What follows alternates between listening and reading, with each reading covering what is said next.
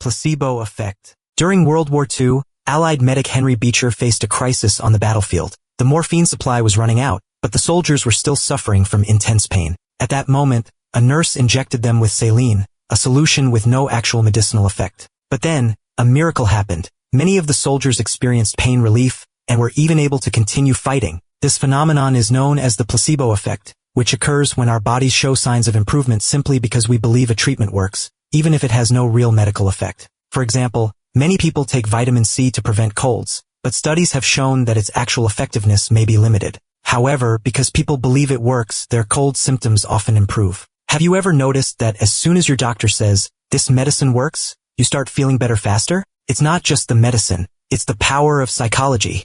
Cocktail party effect. Imagine you're at a lively party, surrounded by a mix of conversations, music, and the clinking of glasses. But suddenly, despite the noise, you hear someone calling your name from across the room. Even though their voice is faint, you notice it instantly. This phenomenon is known as the cocktail party effect, our brain's ability to filter out irrelevant background noise while remaining highly sensitive to information that matters to us. For example, if you're chatting with a friend in a noisy room, you can still pick up on certain words from other conversations, especially topics that interest you like gossip, pay raise, or free. This happens because our brain prioritizes information that could be beneficial, helping us navigate and survive in a complex environment. Mere exposure effect. In the 1980s, an ordinary girl in Japan was chosen to become an idol singer. At first, the audience wasn't particularly interested in her and even thought she looked plain. But the record company insisted on featuring her in TV programs, commercials, and magazine covers. After a few months, she became one of the most popular stars in Japan. This is the exposure effect. People tend to develop a liking for things they see frequently, even if they didn't like them at first. Why do so many people find Netflix faces attractive? It's because these facial features often appear on social media. The more your brain sees them, the more familiar they become, and the more you naturally perceive them as beautiful. Conformity Effect. A newly opened dessert shop noticed that despite their delicious treats, they weren't attracting many customers. So, the owner hired a dozen touts to line up at the door and create a buzz on social media. Within days, more and more real customers started joining the queue, and the wait time to buy desserts even stretched to 2 hours. This is the conformity effect. When we see a large number of people doing something, we subconsciously assume it's the right thing to do and follow along. This effect happens because people tend to rely on social cues to judge a product's value. If many others want it, it must be good. Additionally, no one wants to miss out on something that seems popular. This tactic is commonly used in marketing, such as when new iPhones launch and people camp outside stores overnight, or when trendy restaurants create artificial scarcity by limiting daily sales. The long queues make people think the product is highly desirable, which in turn drives even more demand. But next time you see a long queue or a viral trend, ask yourself, do I truly want this, or am I just following the crowd? Recency Effect.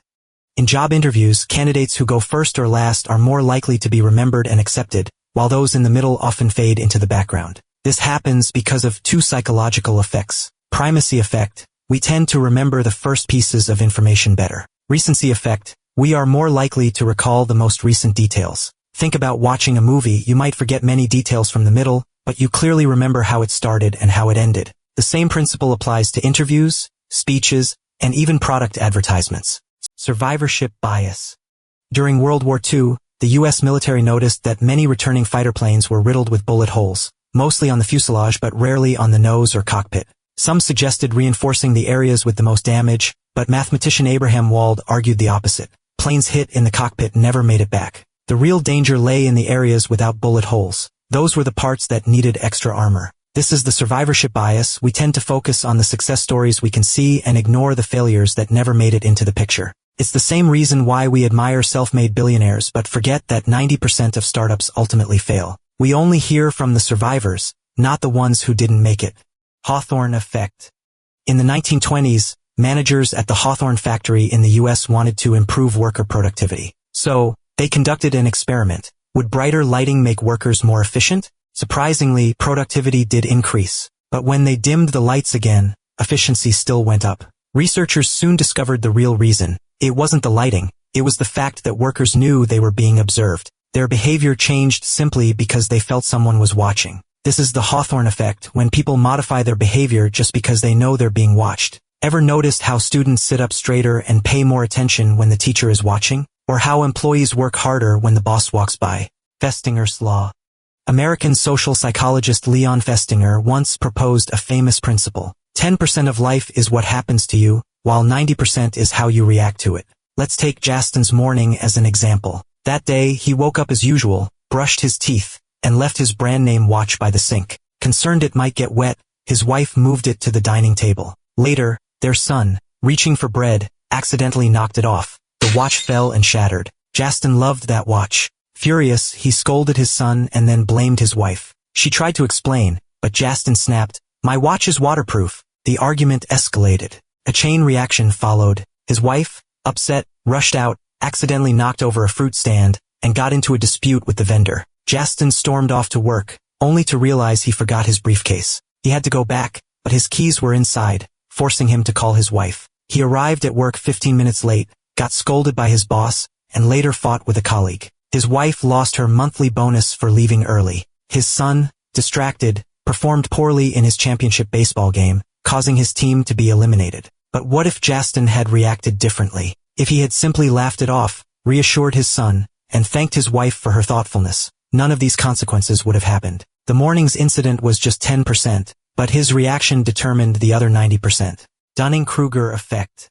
You've probably met someone like this in your life, a college student who has just started learning to program. Full of confidence, he proudly declares, "This is so easy, I've already mastered 90% of it." But as he dives deeper, he hits a wall, realizing that what he thought he knew was just the tip of the iceberg. The more he learns, the more he understands how much he doesn't know. Eventually, he becomes more humble. This is the Dunning-Kruger Effect, a cognitive bias where people with low ability tend to overestimate themselves, while those with real expertise become more aware of their limitations. Have you ever met someone like this? Or perhaps, looking back, have you ever been this person yourself?